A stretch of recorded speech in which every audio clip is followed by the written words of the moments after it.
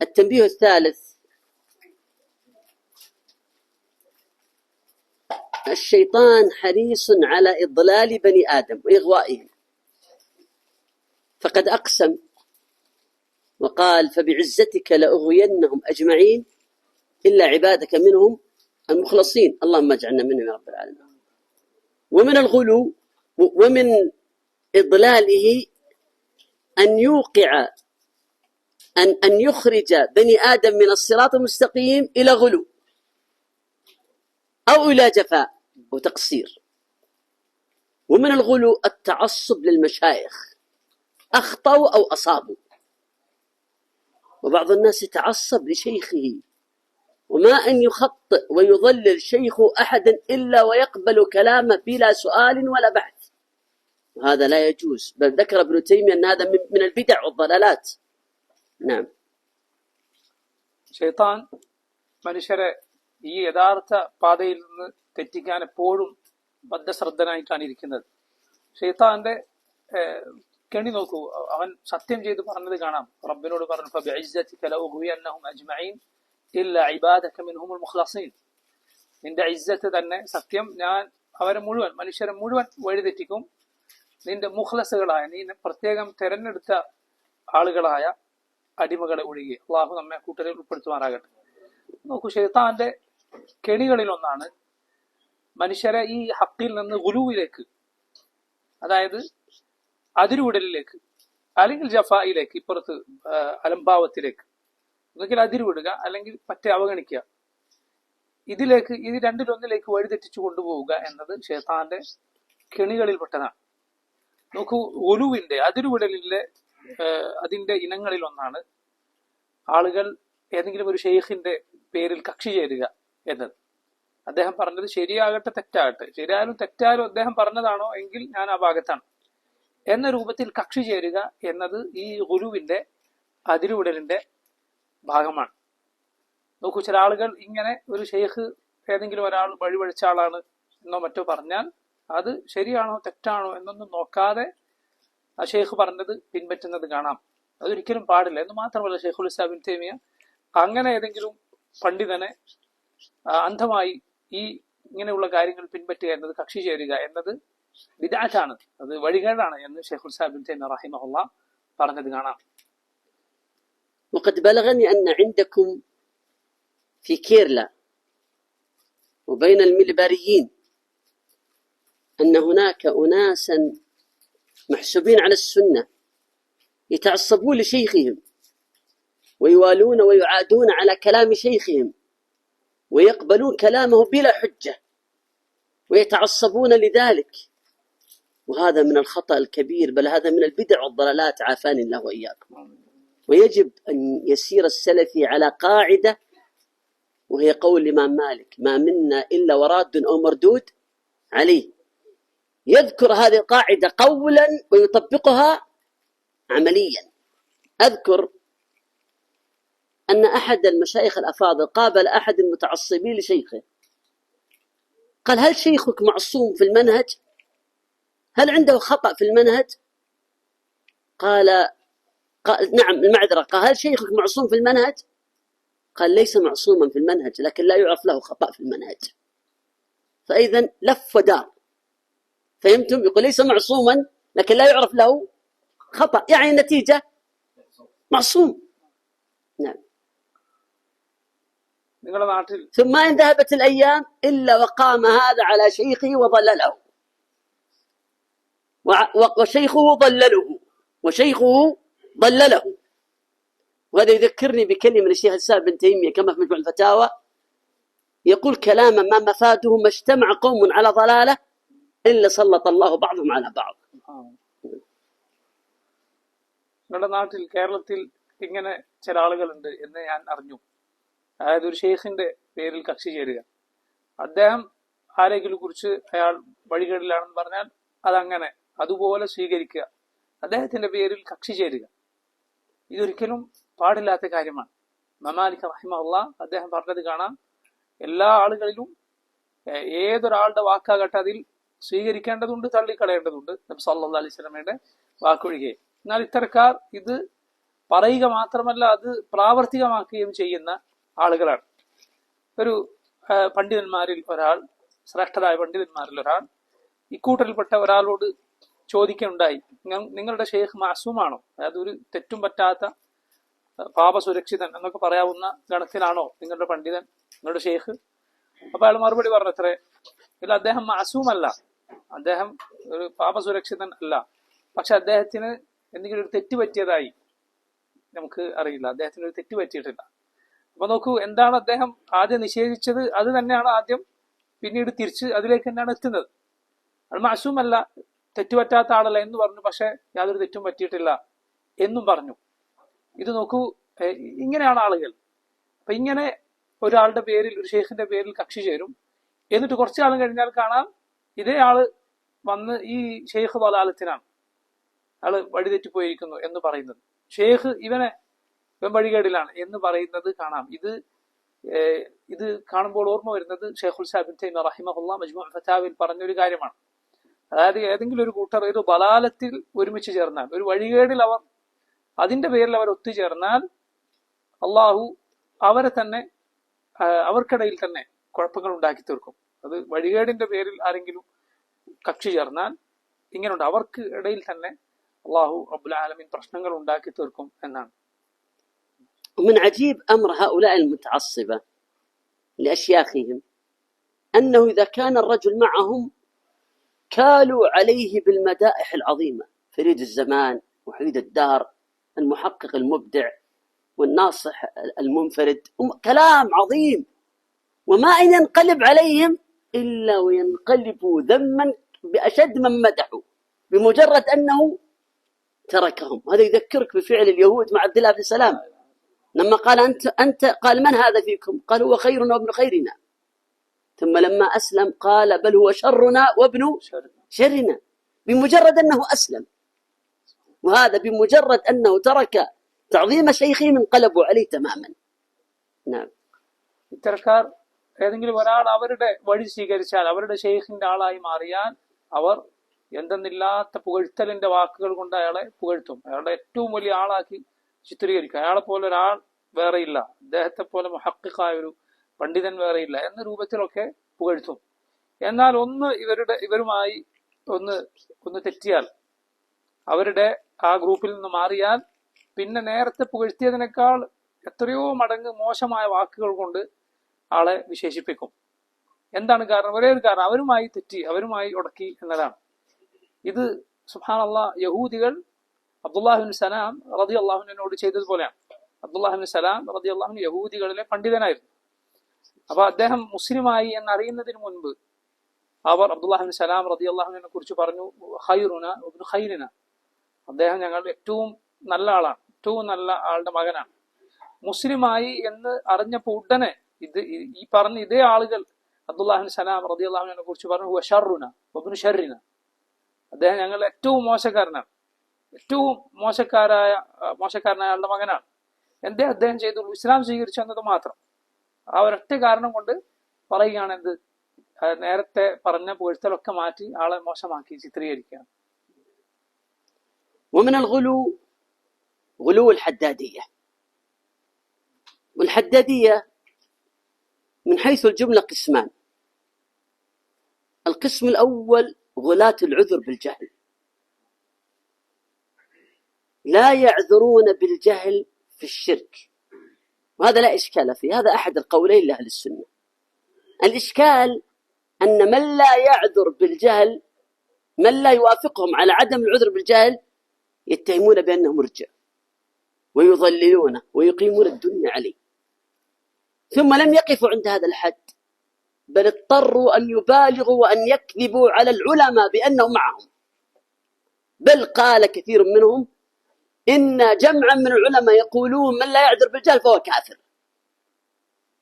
إن جمع العلماء يقولون أن من يعذر بالجهل فهو كافر. رأيتم كيف؟ ومنهم من غلا ثم زاد الغلو غلوا وما استطاع أن يزعم أن العلماء لا يعذرون بالجهل، فقال العلماء هؤلاء ضلال كغيرهم، أو رد عليهم أو انتقصهم إلى غير ذلك. شيخ كلامي واضح ولا طويل؟ واضح، تفضل. ഇങ്ങനെയുള്ള ഒരു കൂട്ടരാണ് ഹദ്ദാദികൾ എന്നറിയപ്പെടുന്ന കൂട്ടർ. അവരിൽ രണ്ട് വിഭാഗമുണ്ട്. ഒരു കൂട്ടർ ഉദുർ ബിൽ ജഹൽ എന്ന മസലയിൽ അതിരുവിട്ട ആളുകളാണ്. അതായത് ഷിർക്ക് ചെയ്യുന്ന ആളുകൾക്ക് അവരുടെ അറിവുകേടിന്റെ ഒരു ഒഴികഴിവ് വകവെച്ചു കൊടുക്കുക. അറിവില്ലാത്തവരാണ് എന്നതുകൊണ്ട് അവരെ വ്യക്തിപരമായ മുശ്രിക്കുകളാണ് എന്ന് പറയാതിരിക്കുക എന്നൊരു വിഷയമുണ്ട്. പക്ഷെ അതിരുവിട്ട ആളുകളാണ് ഹദ്ദാദികളുടെ ഒരു കൂട്ടർ. അതായത് ഒരു നിലക്കും ഷിർക്ക് സംഭവിച്ചവന് അറിവില്ലായ്മയുടെ യാതൊരു ഒഴികഴിവുമില്ല, അവനെ മുശ്രിക്ക് എന്ന് തന്നെ പറയണം എന്ന വാദമുള്ള ഒരു കൂട്ടർ. അതിൽ കുഴപ്പമില്ല, കാരണം അത് അഹ്ലുസുന്നത്തിൽ ഒരു വിഭാഗം പണ്ഡിതന്മാർ അങ്ങനെയാണ് പറയുന്നത്. ഷിർക്കിന്റെ കാര്യത്തിൽ എന്തില്ല, അറിവില്ലായ്മയുടെ ഒരു ഒഴികഴിവ് നമുക്ക് വകവെച്ചു കൊടുക്കാൻ വകുപ്പില്ല. ഷിർക്ക് സംഭവിച്ചു അവൻ ഇസ്ലാമിന് പുറത്താണ്, അങ്ങനെ തന്നെ പറയണം, അവന്റെ അറിവില്ലായ്മ വകവെച്ചു കൊടുക്കേണ്ടതില്ല എന്നത് അഹ്ലുസുന്നത്തിന്റെ പണ്ഡിതന്മാരിൽ ഒരു കൂട്ടരുടെ അഭിപ്രായമാണ്. പക്ഷെ അതല്ല വിഷയം. ഈ ആളുകൾ അവിടെ നിർത്തിയില്ല. അവർ എന്ത് ചെയ്യാൻ തുടങ്ങി? അവർ ഏത് അവസ്ഥയിലെത്തി? ഇങ്ങനെ ഷിർക്ക് സംഭവിച്ച ആൾക്ക് അറിവില്ലായ്മയുടെ ഒഴിവുകഴിവ് വകവെച്ചു കൊടുക്കുന്നവരെ, അവരെ മുശ്രിക്കെന്ന് പറയേണ്ടതില്ല, മറിച്ച് അറിവില്ലാത്തവരാണ് എന്ന് പറയുന്നവരെ, അതാകട്ടെ അഹ്ലുസുന്നത്തിന്റെ ഒരു അഭിപ്രായമാണ്. അങ്ങനെ പറയുന്നവരെ ഇർജാദ് ആരോപിക്കും, ഇവർ മുർജിയാക്കളാണ് എന്ന് പറയും ഹദ്ദാദികൾ. എന്ന് മാത്രമല്ല, അതിനുശേഷം അവരെന്ത് പറയാൻ തുടങ്ങി? അവർ പണ്ഡിതന്മാരുടെ പേരിൽ കളവ് പറയാൻ തുടങ്ങി. ഇവരൊക്കെ നമ്മുടെ ആളുകളാണ്, പണ്ഡിതന്മാരൊക്കെ അവരുടെ അഭിപ്രായക്കാരാണ് എന്ന് പറയാൻ തുടങ്ങി. അവർ ഇങ്ങനെ ഒഴിവഴിവ് വകവെച്ചു കൊടുക്കുന്നവരെ മുർജികളാണ് അല്ലെങ്കിൽ കാഫറുകളാണ് എന്ന് പറയാൻ തുടങ്ങി. പണ്ഡിതന്മാരൊക്കെ ഞങ്ങളുടെ ഭാഗത്താണ് എന്ന് പറയാൻ തുടങ്ങി. പക്ഷെ പണ്ഡിതന്മാരുടെ വാക്കുകൾ അവർക്കെതിരായി വന്നപ്പോൾ പിന്നെ അവർ അതിനേക്കാൾ മോശമായ ഒരവസ്ഥയിലേക്ക് എത്തി. അവരിൽ മറ്റൊരു വിഭാഗം അങ്ങനെയാണ്. ഈ വലിയ വലിയ ഉലമാക്കളൊക്കെ വഴികേടിലാണ്, അവരൊക്കെ വലാലത്തിലാണ് എന്ന് പറയുന്ന അവസ്ഥയിലേക്ക് അവരെത്തിച്ചേർന്നു.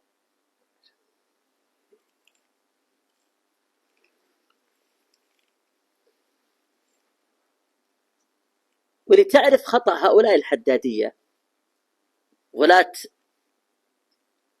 مسألة العذر بالجهل، أن أشهر من لا يعذر بالجهل الشيخ العلامة الكبير عبد العزيز بن باز رحمه الله تعالى، والشيخ العلامة الكبير صالح الفوزان حفظه الله تعالى.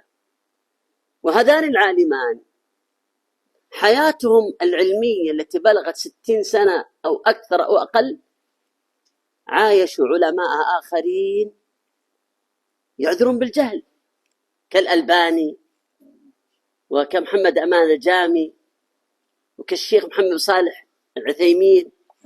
طيب،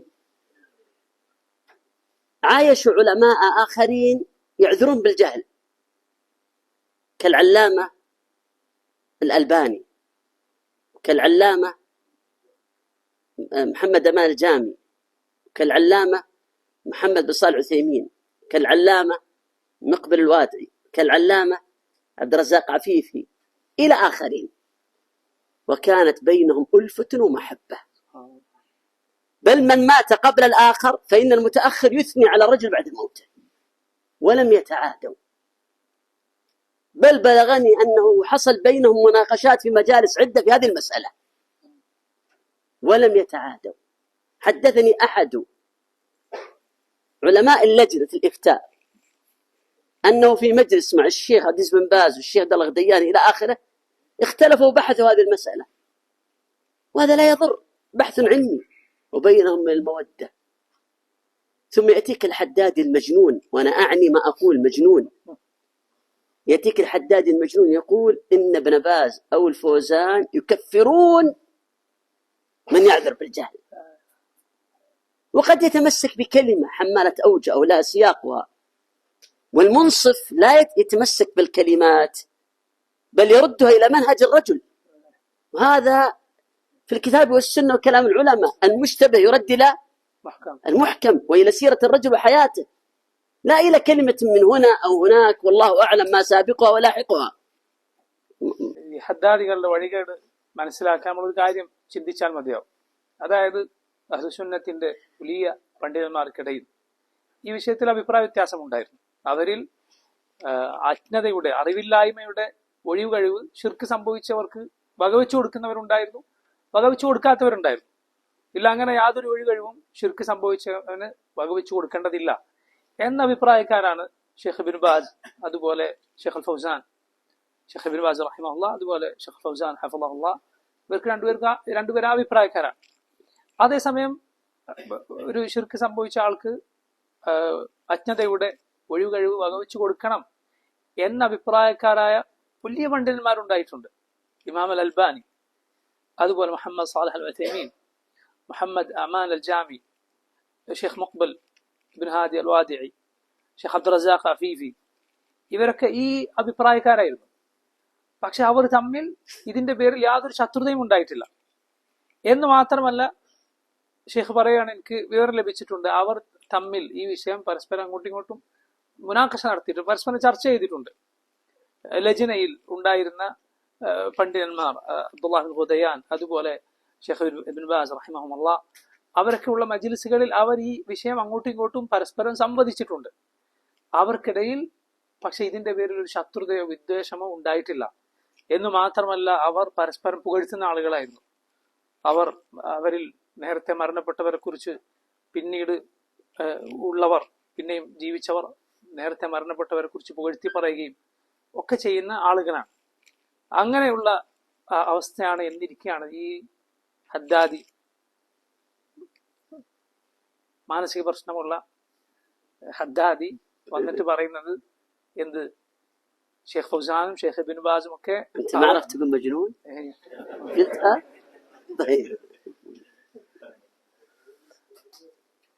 ഈ ഹദ്ദാദി എന്ത് പറയുന്നത്? ഷെയ്ഖ് ഫൗസാനും അതുപോലെ ഷെയ്ഖ് ഇബ്നു ബാസും ഒക്കെ അവരോട് ഈ വിഷയത്തിൽ എതിരെ അഭിപ്രായമുള്ള ആളുകളെ അവരൊക്കെ വലാലത്തിനാണ്, അല്ലെങ്കിൽ അവരൊക്കെ കാഫറുകളാണ് എന്ന് പറഞ്ഞു എന്ന് ഹദ്ദാദി വന്ന് പറയുകയാണ്. ഇത് തീർത്തും തെറ്റാണ്. ويكثر عند الحدادية المعذرة، ويكثر عند طائفة من الحدادية غلاة. നോക്കൂ, നിങ്ങൾ ഇവര് ഈ ഹദ്ദാദികൾ ഇത് പറയാൻ ഉപയോഗിക്കുന്നത് ചിലപ്പോൾ പണ്ഡിതന്മാരുടെ ഏതെങ്കിലും ഒരു വാക്കായിരിക്കും. ഒരു വാക്കെടുത്തിട്ട് അത് വലുതാക്കി വേറെ രൂപത്തിൽ ചിത്രീകരിച്ച ആളുകളോട് പറയാം, ഷെയ്ഖ് ഫൗസാൻ ഇങ്ങനെ പറഞ്ഞു, അല്ലെങ്കിൽ ഇബ്നു ബാസ് ഇങ്ങനെ പറഞ്ഞു എന്ന് പറഞ്ഞു. അതൊരിക്കലും ശരിയല്ല. നമ്മളൊരു പണ്ഡിതന്റെ വാക്ക് അദ്ദേഹത്തിന്റെ മൻഹജുമായി തട്ടിച്ചാണ് മനസ്സിലാക്കേണ്ടത്. വാക്ക് മൻഹജിലേക്ക് മടക്കണം, അല്ലാതെ ഏതെങ്കിലും ഒരു വാക്ക് എവിടുന്നെങ്കിലും എടുത്ത് വ്യാഖ്യാനിക്കുകയല്ല. നമുക്ക് ഖുർആനിലും സുന്നത്തിലും പണ്ഡിതന്മാരുടെ വാക്കുകളും ഒക്കെ ഉള്ളൊരു നിയമമാണിത്. അതായത് മുത്തശാബിഹ് മുഹ്കമിലേക്ക് മടക്കണം. മുത്തശാബിഹ് മുഹ്കമിലേക്ക് മടക്കണം. എന്താണ് മുത്തശാബിഹ് എന്നാൽ? ഒരു സംശയമുള്ള കാര്യം, ഒരു അവ്യക്തത വന്നിട്ടുള്ള ഒരു കാര്യം, അത് യാതൊരു അവ്യക്തതയും ഇല്ലാത്ത ഒരാളുടെ മുഹ്കമായ ഖണ്ഡിതമായ വാക്കെന്താണോ, അദ്ദേഹത്തിന്റെ മൻഹജ് എന്താണോ, അതിലേക്ക് മടക്കണം. ഒരു പണ്ഡിതന്റെ ഒരു വാക്ക് അദ്ദേഹത്തിന്റെ ജീവിതവുമായി തട്ടിച്ചു നോക്കണം. അതിന് യാതൊരു ബന്ധവുമില്ലാത്തൊരു വാക്ക് കണ്ടാൽ അത് അങ്ങനെ തന്നെ എടുത്ത ആളുകളോട് പറയുകയല്ല. ചില വാക്കുകൾ പലതര വജ്ഹുകൾ ഉൾക്കൊള്ളുന്ന വാക്കുകളായിരിക്കും. എന്ന് പറഞ്ഞാൽ അത് പറയാനുള്ള സാഹചര്യം, അതുപോലെ അത് സ്വീകരിക്കേണ്ട അതിന് പല അർത്ഥതലങ്ങളും ഉണ്ടായിരിക്കാം. അതൊരാളുടെ മുഴുവൻ വാക്കുകളിൽ നിന്നാണ് നമ്മളത് മനസ്സിലാക്കേണ്ടത്. അദ്ദേഹത്തിന്റെ മൻഹജ് ഇതായിരുന്നു, അദ്ദേഹത്തിന്റെ ജീവിതം ഇതായിരുന്നു. അപ്പൊ അതിന് നേരെ എതിരായ വാക്ക് ഒരാളുടെ വാക്കിൽ നിന്ന് ഉദ്ധരിക്കുക എന്ന് പറയുന്നത് തീർത്തും തെറ്റാണ്. അത് തികഞ്ഞ അനീതിയാണ്. وأحد أو المعذرة ويكثر عند بعض حدادية الغلو في عدم العذر بالجهل أنهم يصفون السلفيين ليل نهار صباح مساء في تويتر وغيره المرجئة المرجئة المرجئة المرجئة، وإذا أحرجوا قيل من المرجئة سكتوا. وكثير منهم يطعن في الألباني لكن لا يجرؤ، حتى إن أحدهم اشتهر بهذا في تويتر، يسمونه إكس هنا في تويتر، منصة إكس. فلما قيل له قال وفيهم علماء، قال أحد المشايخ الأفاضل رد عليه في تويتر قال سمي عالما فخنس، وهو يحوم حول العلامة الألباني رحمه الله تعالى، لكن ما استطاع أن يتلفظ بهذا. نعم. ഈ ഹദ്ദാദികൾ അവരുടെ സ്ഥിരം രീതിയാണ് സലഫികളെ മുർജികളാണ് ഇവർക്ക് ഇർജാഅ് എന്നിങ്ങനെ വിളിച്ചുകൊണ്ടിരിക്കുക എന്നത് ഇവരുടെ സ്ഥിരം രീതിയാണ്. എന്ന് മാത്രമല്ല, അവർ ഇമാം അൽബാനിയെ പോലെയുള്ള പണ്ഡിതന്മാരെ കുറിച്ച് വ്യംഗ്യമായി ഇത് പറയുന്നത് കാണാം. നേർക്ക് നേരെ പേരെടുത്ത് മുർജിഅ എന്ന് പറയാൻ അവർക്ക് ധൈര്യവുമില്ല. ട്വിറ്ററിൽ, എക്സിൽ ഇതിങ്ങനെ പറഞ്ഞുകൊണ്ടിരിക്കുന്ന ചില ആളുകളുണ്ട്. അവർ പറയും ഈ ഇർജാഇന്റെ വാദക്കാരിൽ പണ്ഡിതന്മാരുമുണ്ട് എന്ന്. അൽബാനിയാണ് ഇങ്ങനെ വ്യംഗ്യമായി പറഞ്ഞുകൊണ്ടിരിക്കുന്നത്. അപ്പൊ ഒരു ആലിം അയാളോട് ചോദിച്ചു, ശരി, ഇതിൽ നീ പറയുന്ന വാദക്കാരിൽ പണ്ഡിതന്മാരുമുണ്ട് എന്നാണല്ലോ നീ പറയുന്നത്, ഒരു പണ്ഡിതന്റെ പേര് പറ, ഒരു ആലിമിന്റെ പേര് പറ. അപ്പോ മിണ്ടാട്ടമില്ല. നോക്കൂ, പേര് പറയാൻ ധൈര്യമില്ല. ഈ മുർജിയാക്കൾ എന്ന് പറയും. എന്താണ് ഇർജ എന്ന് ചോദിച്ചാൽ ഉത്തരമില്ല. അപ്പൊ പിന്മാറിക്കളയും. ഇത് ഈ വിഷയത്തിൽ വഴിതെറ്റിയ ഹദ്ദാദികളുടെ സ്ഥിരം രീതിയാണ്. وهذا الحدادي نفسه يكثر الطعن في السلفيين بسبب العذر بالجهل ويسميهم مرجئة. فلما مات أحد كبار الحركيين وهو سعد بريك سماه سلفيا. والعجيب أن سعد بريك يعذر بالجهل، فيا ليت أنصف إن كان هناك إنصاف فيعامل سعد بريك كما عامل السلفي الذي سماهم مرجئة. نعم. ഇവരിൽപ്പെട്ട ഒരാൾ സാധാരണ സലഫികളെ ഈ വിഷയത്തിന്റെ പേരിൽ, അതായത് ശിർക്ക് സംഭവിച്ചവർക്ക് അജ്ഞതയുടെ ഒഴിവഴിവ് വകച്ചു കൊടുക്കുന്നു എന്നതിന്റെ പേരിൽ സലഫികളെ മുർജിയാക്കൾ എന്ന് വിളിക്കുന്ന ഈ കൂട്ടരിൽ ഒരാൾ, ഒരു ഹറക്കിയായ ഒരാൾ മരണപ്പെട്ടപ്പോൾ, ഈ വിപ്ലവങ്ങളെയും മറ്റുമൊക്കെ പ്രോത്സാഹിപ്പിക്കുന്ന പിഴച്ച കക്ഷികളിൽപ്പെട്ട ഒരാൾ സഅദ് ബുറൈഖ് മരണപ്പെട്ടപ്പോൾ ഇവരിൽ ഒരാൾ അദ്ദേഹത്തെ വിശേഷിപ്പിച്ചത് സലഫി എന്നാണ്. എന്നാൽ അദ്ദേഹമാകട്ടെ, ഈ മരിച്ചുപോയ സഅദ് ബുറൈഖ് ആകട്ടെ, ഷിർക്ക് സംഭവിച്ച ആൾക്ക് ജഹലിന്റെ ഉദ്ർ നൽകണം, അച്ഛനയുടെ ഉദ്ർ നൽകണം എന്ന വാദക്കാരനാണ്. ആ വിഷയത്തിൽ അയാളുടെ വാദം അങ്ങനെയാണ്. പക്ഷെ ആൾ മരിച്ചപ്പോ സലഫികളെ മുർജിയാക്കൾ എന്ന് വിളിക്കുന്ന ഇദ്ദേഹം അയാളെ വിശേഷിപ്പിച്ചത് സലഫി എന്നാണ്. നീതി പാലിക്കണ്ടേ? സലഫികളെ മുർജിയാക്കൾ എന്ന് ഈ വിഷയത്തിന്റെ പേരിൽ വിളിക്കുന്ന ആൾ, അതേ വാദമുള്ള ഈ ഹറക്കിയായ ആൾ മരണപ്പെട്ടപ്പോ എങ്ങനെയാണ് അയാളെ സലഫി എന്ന് വിളിക്കുന്നത്, മുർജി എന്ന് വിളിക്കാതെ? ومن الحدادية حدادية الغلاة في التبديع. ഹദ്ദാദികളുടെ കൂട്ടത്തിൽ തബ്ദീഇന്റെ വിഷയത്തിൽ അതിരുവിട്ട ആളുകളുമുണ്ട്. അഥവാ ജനങ്ങളെ ബിദ്അത്തുകാരായി എണ്ണുന്നതിന്റെ കൂട്ടത്തിൽ ഇന്നാൾ ബിദ്അത്തുകാരനാണ് എന്ന് പറയുന്ന വിഷയത്തിൽ അതിരുവിട്ട ആളുകളും ഈ ഹദ്ദാദികളുടെ കൂട്ടത്തിലുണ്ട്. فيبدعون بالجزئيات وبلا ضوابط شرعية. ദീനിന്റെ വ്യവസ്ഥകളൊന്നും, ദീനിന്റെ നിയമങ്ങളും വ്യവസ്ഥകളൊന്നും പാലിക്കാതെ ആളുകളെ ബിദ്അത്തുകാരാക്കി ചിത്രീകരിക്കുന്നവർ ഈ ഹദ്ദാദികളുടെ കൂട്ടത്തിലുണ്ട്. التنبيه الرابع: كما أن هناك أناسا غلوا فإن هناك أناسا جفوا وميعوا وسهلوا. نعم. അതുപോലെ ഉണർത്താനുള്ള പ്രധാനപ്പെട്ട കാര്യം, ഈ അതിരുവിട്ട ആളുകളുണ്ട്, ഗുലുവിന്റെ ആളുകളുണ്ട് എന്നതുപോലെ ജഫായിന്റെ അഥവാ അലംഭാവത്തിന്റെ, ദീൻ മയപ്പെടുത്തുന്ന, ദീനിൽ വെള്ളം ചേർക്കുന്ന ആളുകളും നേരെ മറുവശത്ത് ഉണ്ട്. وللأسف شاعوا وكثروا في السلفيين. ഖേദകരമായ കാര്യം, സലഫികളിൽ ഈ ആളുകൾ ധാരാളമായുണ്ട്. ഈ ഒരു തമയ്യുഇന്റെ അഥവാ മായം ചേർക്കുന്ന, ദീനിൽ വെള്ളം ചേർക്കുന്ന ആളുകളും ധാരാളമുണ്ട്. وكم من سلفي كان جيدا متقدما فتقهقر الوراء ورجع بسبب شبهة التمييع. ഈ തമീഇന്റെ അഥവാ ഇങ്ങനെയുള്ളൊരു മയപ്പെടുത്തലിന്റെ പിന്നാലെ പോയതിന്റെ പേരിൽ എത്രയോ നല്ല സലഫികൾ അവരുടെ ആ നല്ല മുന്നേറ്റത്തിൽ നിന്ന് പിറകോട്ട് പോയിട്ടുണ്ട്. അവർ പിന്നോക്കം പോയത് കാണാം ഈ ഒരു വാദം അതിൽ പെട്ടുപോയതിന്റെ പേരിൽ. والمميعة إذا نظرت إليه من بعيد لا تدري أهو سروري أو سلفي. ഈ വാദമുള്ള ആളുകൾ, ഇങ്ങനെ വെള്ളം ചേർക്കുന്ന ആളുകൾ, അവരെ നീ ദൂരെ നിന്ന് വീക്ഷിച്ചാൽ നിനക്ക് മനസ്സിലാവുകയില്ല ഇതൊരു സലഫിയാണോ അതല്ല ഒരു സുറൂരിയാണോ എന്ന് മനസ്സിലാക്കാൻ കഴിയില്ല. ولا تدري أهو سروري تقنع بقناع السلفية ليخدع السلفيين أو سلفي ضعف فقارب السروريين.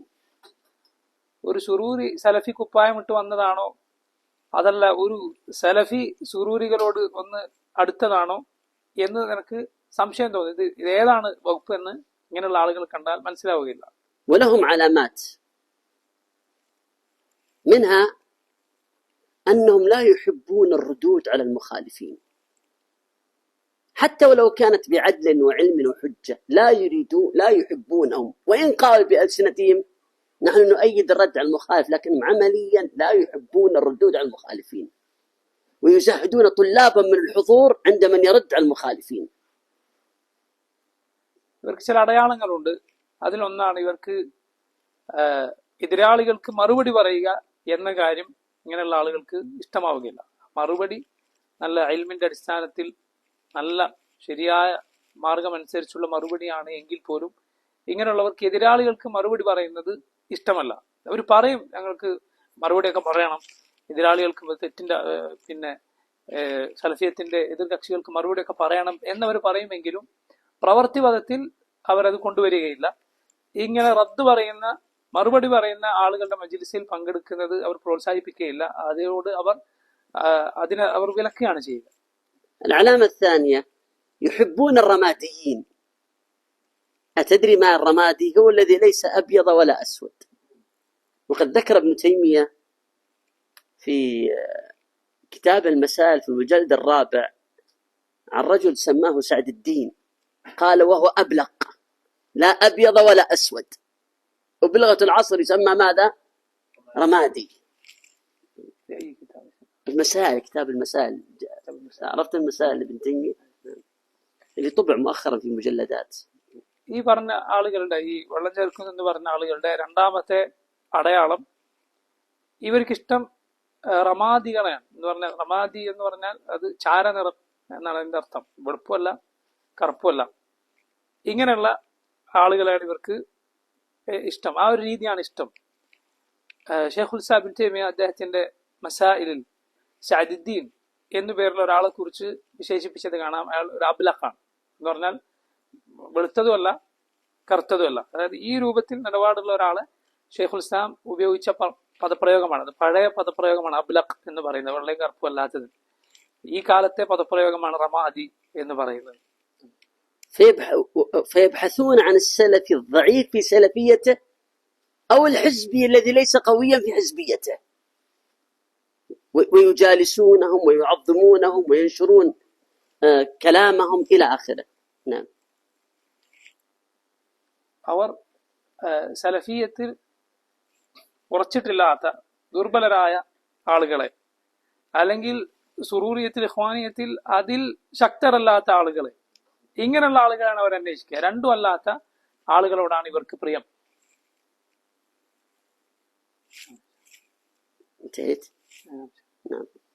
العلامة الثالثة يجالسون الحزبيين ولهم علاقة بهم ولقاءات ويجعلونهم أصحابا لهم، شيء يظهرونه وشيء يخفونه. العلامة الثالثة يجالسون الحزبيين ولهم بهم علاقة، وهذه العلاقة شيء منها يظهرونه وشيء منها يخفونه. نعم. മൂന്നാമത്തെ അടയാളം ഇവർ ഹിസ്ബികളായ ആളുകളുടെ കൂടെ ചേരുകയും അവരുടെ കൂടെ ഇരിക്കുകയും ചെയ്യുന്ന ആളുകളാണ്. അവരത് ചില സന്ദർഭങ്ങളിൽ വെളിപ്പെടുത്തും, ചില സന്ദർഭങ്ങളിൽ അവരത് മറച്ചുവെക്കും. അത് ഇപ്പോഴും ഒരുപോലെ അവർ വെളിപ്പെടുത്തുകയില്ല. അവരത് മറച്ചുവെക്കാൻ ശ്രമിക്കുക എന്നത് അവരുടെ ഒരു രീതിയാണ്. العلامة الرابعة والخامسة. العلامة الرابعة لا يحبون الكلام في المنهج، وتراهم يمزحون ويتضاحكون، وإذا جاء الكلام في الحزبيين والمنهج قال لماذا لا نطلب العلم وننشغل بالعلم؟ أنت قبل قليل تضحك وتمزح ساعات، لماذا لا تذكر العلم لما جاء المنهج؟ لأن في نفسهم ضعفا وموقفا من جهة المنهج السلفي. نعم. ഇവരുടെ നാലാമത്തെ അടയാളമാണ് ഇവർക്ക് മൻഹജ് സംസാരിക്കുക, സലഫി മൻഹജിനെ കുറിച്ച് പറയുക എന്നത് ഇഷ്ടമല്ല. ആ വിഷയം സംസാരിക്കുന്നവർക്ക് ഇഷ്ടമല്ല. ഈ ആളുകൾ ഇങ്ങനെ കളിച്ചും ചിരിച്ചുമൊക്കെ ഒരുപാട് നേരം കളയുന്നത് കാണാം. അതേസമയം അതേ ആളുകൾ മൻഹജിയായ വിഷയം സംസാരിക്കുമ്പോൾ ഇവർ പറയും നമുക്ക് ദീൻ പഠിച്ചുകൂടെ, പഠനത്തിന് വേണ്ടി സമയം നീക്കി വെച്ചുകൂടെ, നിങ്ങളാണല്ലോ ഇത്രയും നേരം സമയം കളഞ്ഞത് കളിച്ചും ചിരിച്ചുമൊക്കെ. ഈ വിഷയം പറയുമ്പോൾ മാത്രം എന്തിനാണ് നിങ്ങൾ നമുക്ക് ഇൽമു പഠിക്കണ്ടേ, അതിനുവേണ്ടി നേരം നീക്കി വെച്ചുകൂടെ എന്ന് പറയുന്നത് മൻഹജിനെ കുറിച്ച് അത് പറയുന്നത് ഇഷ്ടമല്ല എന്നത് ഇവരുടെ ഒരു അടയാളമാണ്.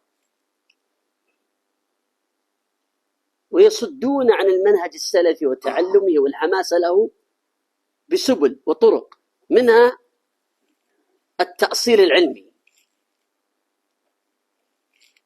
فيقولون نشتغل بالتأصيل، التأصيل وهي كلمة حق يراد بها باطل. ومنها عدم العجلة، لا تكن عجلا، لا تكن كذا، لا تكن كذا. ومنها اتهام السلفيين بقلة العقل، وأن مقتضى العقل أن تسكت، إلى غير ذلك من الطرق التي لا قيمة لها عند من يعرف حقيقة الأمر. نعم. സലഫി മൻഹജ് സംസാരിക്കുന്നത് തടയാൻ, എതിരാളികൾക്ക് മറുപടി പറയുന്നത് തടയാൻ ഇവരുടേതായ ചില വഴികളുണ്ട്, രീതികളുണ്ട്. അതിലൊന്നാണ് ഇവർ പറയും തഅ്സീലുൽ ഇൽമി, അതായത് ആദ്യം നമ്മൾ അറിവിന്റെ അടിത്തറ കെട്ടിപ്പടുക്കുക, ആദ്യം പഠിക്കേണ്ട കുറെ കാര്യങ്ങളുണ്ട്, അത് പഠിക്കുക എന്നിങ്ങനെ തഅ്സീലുൽ ഇൽമി എന്ന വാക്ക് ഇവരിങ്ങനെ ഉരുവിട്ടുകൊണ്ടിരിക്കും. ആ വാക്ക് ശരി, നല്ല വാക്കാണ്. കലിമത്തു ഹഖിൻ ഉരീദ ബിഹ ബാത്തിൽ എന്ന് പറഞ്ഞതുപോലെയാണ്. വാക്ക് സത്യമാണ്, പക്ഷെ അതുകൊണ്ടുള്ള ഉദ്ദേശം ബാത്തിലാണ്, തെറ്റാണ്. ഇത് ഇവരുടെ ഒരു രീതിയാണ്. അതുപോലെ ഇവരുടെ മറ്റൊരു രീതിയാണ്, ഇവർ പറയുന്നത് തിരക്കൂട്ടരുത്, ധൃതി കാണിക്കരുത്, മറുപടി പറയുന്നത് ഒഴിവാക്കാൻ, അതിന് തടസ്സം നിൽക്കാൻ ഉപയോഗിക്കുന്ന മറ്റൊരു വാക്കാണത്. അതുപോലെ മൂന്നാമത് ഇവർ പറയുന്ന മറ്റൊരു കാര്യമാണ്, പിന്നെ ഇങ്ങനെ മറുപടി പറയാ എന്നത് അത് ബുദ്ധിയില്ലായ്മയുടെ അടയാളമാണ്. ബുദ്ധിയുടെ അടയാളം ഉണ്ടാതിരിക്കുക, നിശബ്ദത പാലിക്കുക എന്നതാണ്. ഇതൊക്കെ ഇങ്ങനെ മൻഹജിയായ വിഷയം സംസാരിക്കുന്നതിന്, എതിരാളികൾക്ക് മറുപടി പറയുന്നതിന് ഉടക്ക് വെക്കാൻ ഇത്തരക്കാർ ഉപയോഗിക്കുന്ന വഴികളാണ്. ومنها أنهم يجالسون ويأخذون العلم عن كثير من المخطئين أو الضالين، وإذا عيب عليهم قال لا نعرف عليه إلا خيرا. إما أنهم لم يبحثوا عن حاله، ومجرد ذلك، مجرد ألا يعلموا يقينا شيئا من سوءه يأخذون عنه ويجالسونه ويتعامون ويتجاهلون عن أخطائه، ولا يبحثون خشية أن يقعوا على أخطائه. واضح يا مشايخ؟ نعم. ഇവരുടെ മറ്റൊരു രീതിയാണ്, ഒരുപാട് പിഴവുകളുള്ള, ഒരുപാട് തെറ്റായ വാദഗതികളുള്ള ആളുകളിൽ നിന്ന് അറിവ് സ്വീകരിക്കും. ചോദിച്ചാൽ പറയും, എന്താണ് നിങ്ങൾ ഇങ്ങനെ ചെയ്യുന്നത്, അദ്ദേഹം ഇങ്ങനത്തെ ഒരുപാട് വിഷയങ്ങളിൽ പാളിച്ചുള്ള ആളാണല്ലോ എന്ന് പറഞ്ഞാൽ അവർ പറയും, ഞങ്ങൾക്ക് അദ്ദേഹത്തെ കുറിച്ച് ഖൈറ് മാത്രമേ അറിയുള്ളൂ, മോശമായിട്ടൊന്നും അറിയില്ല. അപ്പൊ ഇങ്ങനെ ഗുരുതരമായ തെറ്റുകൾ പലതും കണ്ടില്ല എന്ന് നടിക്കുക, അതേക്കുറിച്ച് അന്വേഷിക്കാതിരിക്കുക എന്നത് ഇവരുടെ രീതിയാണ്. അത് ആ തെറ്റ് കാണാതിരിക്കാൻ വേണ്ടി കരുതി കൂട്ടി അങ്ങനെ ചെയ്യുകയാണ്. ഇത് ഇത്തരക്കാരുടെ ഒരു അടയാളമാണ്. وكان المفترض ألا يأخذ العلم عنه إلا بعد التثبت كما تقدم. യഥാർത്ഥത്തിൽ ചെയ്യേണ്ടിയിരുന്നത് തസബ്ബുത്തിന് ശേഷം മാത്രമേ, ഒരാൾ ശരിയായ വഴിയിലാണ് എന്ന് ഉറപ്പിച്ച ശേഷം, അത് വ്യക്തമായതിനു ശേഷം മാത്രമേ ഒരാളിൽ നിന്ന് അറിവ് സ്വീകരിക്കാൻ പാടുള്ളൂ എന്നതായിരുന്നു ചെയ്യേണ്ടിയിരുന്നത്. അതല്ലാതെ ഇങ്ങനെയുള്ള ആളുകളിൽ നിന്ന് അറിവ് സ്വീകരിക്കുകയല്ല ചെയ്യേണ്ടിയിരുന്നത്. العلامة الخامسة التكلف في الدفاع عن أخطاء المخطئين والمبالغة في ذلك، والمبالغة في الإعذار، وهذا خطأ ولم يفعله سلف هذه الأمة، فإن الخطأ خطأ.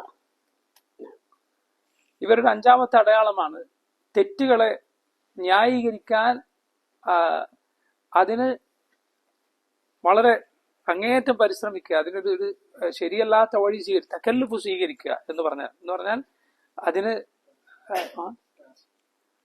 എങ്ങനെങ്കിലും പ്രയാസപ്പെട്ട് തെറ്റുകളെ ശരിയാക്കാൻ ശ്രമിക്കുക എന്നത് ഇവരുടെ രീതിയാണ്. അതുപോലെ ഉദ്ർ കൊടുക്കുന്നതിൽ ആ തെറ്റ്, അതിന് ഇങ്ങനെ എന്തെങ്കിലും കാരണം ഉണ്ടാവും, ഇങ്ങനെ ഒരു ന്യായം ഉണ്ടാവും, ചിലപ്പോൾ അതായിരിക്കും മൂപ്പരുടെ ഇങ്ങനെ ഒരു ന്യായം അതിനുണ്ടായേക്കാം എന്നിങ്ങനെ ഉദ്ർ കൊടുക്കുന്നതിൽ പരിധി വിടുക, ഇതും ഇത്തരക്കാരുടെ രീതിയാണ്. കഷ്ടപ്പെട്ട ഒരാളെ ശരിയാക്കാൻ നോക്കുക. യഥാർത്ഥത്തിൽ ചെയ്യേണ്ടിയിരുന്നത് ഹത്താണെന്ന് പറയലാണ്, തെറ്റ് തെറ്റാണെന്ന് പറയലാണ് രീതി. ആ തെറ്റിനെ എങ്ങനെങ്കിലും കഷ്ടപ്പെട്ട് ശരിയാക്കിയെടുക്കുന്നത് അത് ശരിയായ രീതിയല്ല.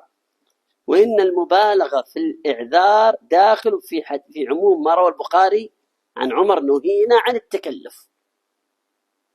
ഇങ്ങനെ തെറ്റുകളെ കഷ്ടപ്പെട്ട് ന്യായീകരിക്കുക, എന്തെങ്കിലും ഒഴിവൊഴിവുകൾ എങ്ങനെയെങ്കിലും കണ്ടെത്തി കൊടുക്കുക എന്നത് ഉമർ ഖത്താബ് റളിയല്ലാഹു അൻഹുവിൽ നിന്ന് വന്നിട്ടുള്ള ഇമാം ബുഖാരി ഉദ്ധരിച്ചിട്ടുള്ള വാക്കിന്റെ പരിധിയിൽ വരുന്ന കാര്യമാണ്. അതായത് നുഹീന അനി തകല്ലുഫ്, ഞങ്ങളോട് നബി സല്ലല്ലാഹു അലൈഹി വസല്ലം തകല്ലുഫ് വിലക്കിയിരിക്കുന്നു. ഞങ്ങൾ തകല്ലുഫ് വിലക്കപ്പെട്ട ആളുകളാണ്. അഥവാ ഒരു കാര്യം എങ്ങനെയെങ്കിലും ഏച്ചുകെട്ടി ഉണ്ടാക്കുക, അതാണ് തകല്ലുഫ് എന്ന് പറഞ്ഞാൽ. അത് ഞങ്ങൾ വിലക്കപ്പെട്ടിരിക്കുന്നു എന്ന് പറയുന്നതിന്റെ പരിധിയിൽ വരുന്നതാണ് ഈ കാര്യം. അതായത് ഒരാളുടെ തെറ്റിനെ, ഒരു പണ്ഡിതന്റെ തെറ്റുകളെ എങ്ങനെയെങ്കിലും ഏച്ചുകെട്ടി ന്യായീകരിച്ച് ശരിയായി കൊടുക്കുക, അദ്ദേഹത്തിന് ഒഴികഴിവുകൾ എങ്ങനെയെങ്കിലും വകവെച്ചു കൊടുക്കുക എന്നത് ഈ പറഞ്ഞ വിലക്കിന്റെ പരിധിയിൽ വരുന്ന കാര്യമാണ്, ചെയ്യാൻ പാടില്ലാത്ത കാര്യമാണ്. ولا سيما إذا كان للرجل نشاط ودروس وكلمات فينبغي الحذر أكثر وأكثر وألا يتكلف الدفاع عنه خشية أن يفتن به. പ്രത്യേകിച്ച് ഇത്തരക്കാർ, ഈ ധാരാളം തെറ്റുപറ്റുന്ന വലിയ പാളിച്ചകളുള്ള ആളുകൾ, അവർ ഒരുപാട് ക്ലാസ്സുകൾ എടുക്കുകയും അങ്ങനെ അറിവ് പ്രചരിപ്പിക്കുന്നതിൽ വലിയ ഉന്മേഷം കാണിക്കുകയും ചെയ്യുന്ന ആളുകളാണെങ്കിൽ കൂടുതൽ ശ്രദ്ധിക്കണം. കാരണം അങ്ങനെ അവരുടെ തെറ്റുകളിൽ ജനങ്ങൾ വീണുപോകാൻ സാധ്യതയുണ്ട്. അങ്ങനെയുള്ളവരാണോ എങ്കിൽ ഒറ്റപ്പെട്ടു നിൽക്കുന്ന ആളുകളെക്കാൾ, അല്ലെങ്കിൽ ഇതുപോലെ വൈജ്ഞാനികമായ ക്ലാസ്സുകളും മറ്റും കൂടുതൽ ഇല്ലാത്ത ആളുകളെക്കാൾ ഇത്തരക്കാരെ കൂടുതൽ ശ്രദ്ധിക്കേണ്ടതുണ്ട്. العلامة السادسة: يكثرون الكلام حول عدم التبديع وعدم المبالغة في الرد والفوضى في التبديع. دائما يدندنون على هذه الموضوعات، وفي المقابل لا يأتون بالضابط الشرعي الذي عليه السلف، لأنهم لو أتوا بالضابط الشرعي لانقلب عليهم، فيشتغلون بالتزهيد دون ذكر الضابط الشرعي. وقد قلت لبعضهم ورددت عليه لما ألقى بعضهم كلمة بعنوان الفوضى في التبديع، قلت لماذا تكرر الكلام على المبالغين في التبديع في نظرك وأصحاب الفوضى بالتبديع في نظرك، ولا تأتي بضابط التبديع ولا تشكر المبدعين بحق. واضح يا مشايخ؟ شيخ واضح يا مسلمون؟ أو ما يدرون شو يقول هذول يا شيخ، يفهمون زين. ഇയാളുകളുടെ മറ്റൊരു അടയാളമാണ് ഇവർ തബ്ദീഅ് നടത്തുന്നത്. അഥവാ ഒരാളുടെ ബിദ്അത്തിനെ കുറിച്ച് ബിദ്അത്ത് വ്യക്തമാക്കി, ഇന്ന ആൾ ബിദ്അത്തുകാരനാണ് എന്നതിനെ എതിർക്കുന്ന സംസാരങ്ങൾ. അതായത് ഇവിടെ തബ്ദീഅ് വളരെ വ്യാപകമായിട്ടുണ്ട് എന്നിങ്ങനെ പറഞ്ഞുകൊണ്ടേയിരിക്കും. എന്നാൽ അതേ ആളുകൾ ഒരാളെ ബിദ്അത്തുകാരനാണ് എന്ന് ജനങ്ങൾക്ക് താക്കീത് നൽകുന്നത് ഇതിൽ ചില വ്യവസ്ഥകളുണ്ട്. അതേക്കുറിച്ചൊന്നും മിണ്ടുകയില്ല. എപ്പോൾ ഒരാളെ തബ്ദീഅ് ചെയ്യണം, ഒരാൾ ബിദ്അത്തുകാരനാണ് എപ്പോ പറയണം, എന്നാളുടെ ഇത് ബിദ്അത്താണ് എന്നപ്പോ പറയണം, ഇതിന് ദീനിൽ ചില വ്യവസ്ഥകളുണ്ട്. അതേക്കുറിച്ച് മിണ്ടുകയുമില്ല. കാരണം അത് പറഞ്ഞാൽ കാര്യവർക്ക് തന്നെ എതിരായി മാറും. എന്നിട്ട് ഷെയ്ഖ് പറയുകയാണ്, ഒരു പ്രഭാഷണം സംഘടിപ്പിച്ചു. അതിന്റെ തലക്കെട്ട് തന്നെ അൽ ഫൗദ ഫി തബ്ദീഅ് എന്നാണ്. അഥവാ തബ്ദീഅിന്റെ വിഷയത്തിലുള്ള അതിർകവിച്ചിൽ എന്ന വിഷയമാണ്. ഷെയ്ഖ് അയാളോട് ചോദിച്ചു, എന്താണ് ഈ വിഷയം ഇതിങ്ങനെ പറഞ്ഞുകൊണ്ടേയിരിക്കുന്നത്, ബിദ്അത്ത്, ഇന്നാൾ ബിദ്അത്തുകാരനാണ് എന്ന് പറയുന്നതിൽ അതിരുവിടുക എന്ന വിഷയം അത് ധാരാളമായി പറയുക, ഈ വിഷയം പറഞ്ഞുകൊണ്ടേയിരിക്കുന്നത് എന്തുകൊണ്ടാണ്, ഇത് നിങ്ങൾ എതിർത്തുകൊണ്ടേയിരിക്കുന്നത് എന്തുകൊണ്ടാണ്? നിങ്ങളാകട്ടെ ഒരാൾ എപ്പോ ബിദ്അത്തുകാരനാണെന്ന് പറയണം എന്നതിനുള്ള ദീനിലെ വ്യവസ്ഥകളെ കുറിച്ച് മിണ്ടുന്നുമില്ല. പിന്നെ ഇതെന്തുകൊണ്ടാണ് ഇതിങ്ങനെ പറഞ്ഞുകൊണ്ടേയിരിക്കുന്നത്? واحد هؤلاء المميعة لما مات الحركي سعد بريك راسل أحد المشايخ الأفاضل وقال: الآن سترى أصحابنا، بعبارته باللهجة العامية لكن سأذكرها باللغة العربية، الآن سترى أصحابنا يذكرون الآثار في عدم الترحم على البدع والفرح بموتهم. فخاطبني هذا الشيخ الفاضل فقلت له: بدل من أن يجعل همه في إخوانه الذين سيذكرون الآثار الفرح موت البدع، لماذا لا يكون همه في حفظ المجتمع من ضلالاته؟ لأن الحركيين سينشطون في نشر باطله، فلماذا لا يكون عنده هم لمواجهة الباطل، مواجهة باطل الذي سينشره الحركيون بعد موته؟ فهمتم يا مشايخ؟ ثم قلت لهذا الشيخ: وطريقتي إذا مات الرجل المبتدع والحركي إلى آخره أني أمهل، فإن لم يكن لموته صدى، وإنما كلام ليس له صدى ولا نشر للباطل أعرضت عنه، وإن كان لكلامه صدى واستغل موته كما فعل مع بإسحاق الحويني، فلا بد أن يكون لنا دور لحماية الدين، ولا تستغل عاطفة الناس بموت فلان في نشر باطله. وفعلا لما مات سعد بريك ما كان له صدى فيما رأيت، حتى خرج بعض الغلاة العذر بالجهل، بعض غلاة في عدم العذر بالجهل والذي عندهم تمييع سماه سلفيا، ضج السلفيون ونشطوا في بيان ضلاله. كلام واضح. طيب.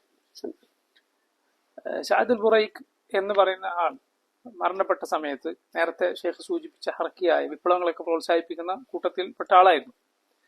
അദ്ദേഹം മരണപ്പെട്ടപ്പോൾ ഈ രൂപത്തിൽ നേരത്തെ പറഞ്ഞ മുമയ്യത്തിൽപ്പെട്ട ഈ വെള്ളം ചേർക്കുന്ന നിലപാടുള്ള ആളുകളിൽ ഒരാൾ ഒരു ഷെയ്ഖിന് ഒരു എഴുത്തെഴുതി. എന്നിട്ട് പറഞ്ഞു, നിങ്ങളിപ്പോ നോക്കിക്കോളൂ, എന്നിട്ട് ഇതാ ഇന്ന ആളുകൾ, അദ്ദേഹം ഉദ്ദേശിക്കുന്നത് സലഫികളാണ്, സലഫികൾ ഇപ്പോ ആളുകളോട് പറയാൻ പറയും, ഒരു ബിദഅത്തുകാരനെ പുകഴ്ത്തി പറയാൻ പാടില്ല, മുബ്തദി ബിദഅത്തുകാരൻ മരിച്ചാൽ അയാളുടെ പേരിൽ റഹ്മത്തിന് വേണ്ടി പ്രാർത്ഥിക്കാൻ പാടില്ല, അതിനെക്കുറിച്ചുള്ള മുൻഗാമികളുടെ അസറുകളൊക്കെ ഇവരിപ്പോ പ്രചരിപ്പിക്കും, കണ്ടോളൂ എന്ന് ഈ കൂട്ടത്തിൽ ഇങ്ങനെ വെള്ളം ചേർക്കുന്ന നിലപാടുള്ള ഒരാൾ സഅദുൽ ബുറൈഖ് മരണപ്പെട്ടപ്പോൾ ഒരു ഷെയ്ഖിന് എഴുത്തെഴുതിയുണ്ടായി. ആ ഷെയ്ഖിനെ ബന്ധപ്പെട്ടു, എന്നിട്ട് ഇങ്ങനെ ഒരു എഴുത്ത് എനിക്ക് കിട്ടി എന്ന് പറഞ്ഞു. അപ്പൊ ഷെയ്ഖ് റൈസ ഹഫിളഹുല്ലാഹ് അദ്ദേഹത്തോട് പറഞ്ഞു, ഇദ്ദേഹം എന്തിനാണ് ഇതിനെക്കുറിച്ച് ഇങ്ങനെ ചിന്തിച്ച് ആകുലപ്പെട്ട് നിൽക്കുന്നത്? കാരണം ഇദ്ദേഹം ഇപ്പോൾ യഥാർത്ഥത്തിൽ ശ്രദ്ധിക്കേണ്ടത് ഇതിനേക്കാൾ തന്റെ സഹോദരങ്ങളായ സലഫികൾ എന്ത് ചെയ്യുന്നു ഈ സമയത്ത്, അവരെന്താണ് ചെയ്യാൻ പോകുന്നത് എന്നതിനേക്കാൾ ശ്രദ്ധിക്കേണ്ടത് ഈ ബിദഅത്തിൽ അകപ്പെട്ട ആൾ, അദ്ദേഹത്തിന് ബിദഅത്തുകൾ ഇവിടെ പ്രചരിപ്പിക്കപ്പെടുമോ ഇല്ലേ, ഇപ്പോൾ ആ കാര്യമാണ് ശ്രദ്ധിക്കേണ്ടത്. ജനങ്ങളിൽ അത് പ്രചരിപ്പിക്കപ്പെടുന്നുണ്ടോ എന്നതാണ്, അതേക്കുറിച്ചാണ് ഒരാൾക്ക് ആകുലത വേണ്ടത്, അതേക്കുറിച്ചാണ് ശ്രദ്ധ വേണ്ടത്. എന്നിട്ട് ഷെയ്ഖ് പറയാണ്, ഇത്തരക്കാർ ആരെങ്കിലും മരണപ്പെട്ടാൽ, അഥവാ ഇങ്ങനെ ബിദഅത്തുകളിൽ അകപ്പെട്ട ആരെങ്കിലും മരണപ്പെട്ടാൽ എന്റെ രീതി ഒരു അവധാനത വളർത്തുക എന്നതാണ്, ഒന്ന് പറയാതിരിക്കുക എന്നതാണ്. ആദ്യം നോക്കും എന്താണ് സ്ഥിതി. ചില ആളുകൾ ബിദഅത്തുകാർ മരണപ്പെട്ടാൽ അതിന്റെ ആളുകൾ അതൊരു അവസരമായി എടുക്കും, അയാളുടെ ആശയങ്ങൾ പ്രചരിപ്പിക്കാനും അത് ജനങ്ങൾക്കിടയിൽ ആ അവസരം മുതലെടുത്ത് ആൾ മരണപ്പെട്ടപ്പോൾ ആ മരണ വാർത്ത ഉപയോഗപ്പെടുത്തി ആളുകൾക്കിടയിൽ പ്രചരിപ്പിക്കാൻ ശ്രമിക്കും. അബൂ ഇസ്ഹാഖ് അൽ ഹുവൈനി എന്ന് പേരുള്ള മിസ്റിലെ ഈ തരത്തിലുള്ള വാദഗതികളുള്ള ഒരാളായിരുന്നു. അദ്ദേഹം മരണപ്പെട്ടപ്പോൾ ആളുകൾ ചെയ്തത് അതാണ്. അപ്പൊ നമുക്ക് എന്ത് ചെയ്യേണ്ടി വരും? അദ്ദേഹത്തിന്റെ ബിദഅത്തുകൾ പറഞ്ഞ് അതിനെതിരെ ജനങ്ങളെ ബോധവൽക്കരിക്കേണ്ടി വരും. അതേസമയം ഈ സഅദുൽ ബുറൈഖ് എന്ന് പറയുന്ന ആള് മരണപ്പെട്ടപ്പോ ഇങ്ങനെ ഒന്നും ഉണ്ടായില്ല, യാതൊരു ഒച്ചപ്പാടുണ്ടായില്ല, ആ മരണത്തിന് അതുകൊണ്ടൊരു പ്രതിധ്വനി ഉണ്ടായില്ല. പക്ഷേ ഈ പറയപ്പെട്ട ആൾ, അതായത് ഇങ്ങനെ ഈ വെള്ളം ചേർക്കുന്ന നിലപാടുള്ള ആൾ എന്ത് ചെയ്തു? ഇദ്ദേഹത്തെ സലഫി എന്ന് വിശേഷിപ്പിച്ചുകൊണ്ട് എഴുത്തെഴുതി. നേരത്തെ നമ്മൾ സൂചിപ്പിച്ചിട്ടുണ്ട്, ഇദ്ദേഹം ഈ ശിർക്കിന്റെ ആളുകൾക്ക് എതിർ കൊടുക്കാൻ ഒരിക്കലും പാടില്ല, അങ്ങനെ കൊടുക്കുന്നവരെ വഴികേടിലാണെന്ന് പറയുന്ന ആളാണ്. പക്ഷെ അതേ വാദമുള്ള ഈ സഅദുൽ ബുറൈഖ് മരണപ്പെട്ടപ്പോൾ അയാളാകട്ടെ വേറെ പല പഴച്ച ചിന്താഗതികളുള്ള ആളാണ്, അദ്ദേഹത്തെ സലഫി എന്ന് വിശേഷിപ്പിച്ചു. ആ സലഫി എന്ന് വിശേഷിപ്പിച്ചപ്പോഴാണ് പ്രശ്നങ്ങൾ ഉണ്ടായത്, അയാളുടെ വാദങ്ങൾ പ്രചരിപ്പിക്കപ്പെടാൻ തുടങ്ങി. അപ്പോൾ സ്വാഭാവികമായി എന്ത് ചെയ്യേണ്ടി വന്നു? ആളുടെ വഴികേടുകളെ കുറിച്ച് ജനങ്ങൾക്ക് താക്കീത് നൽകേണ്ടി വന്നു. وبهذا أنتهي. أسأل الله أن يعلمنا ما ينفعنا وأن ينفعنا بما علمنا، وجزاكم الله خيرا.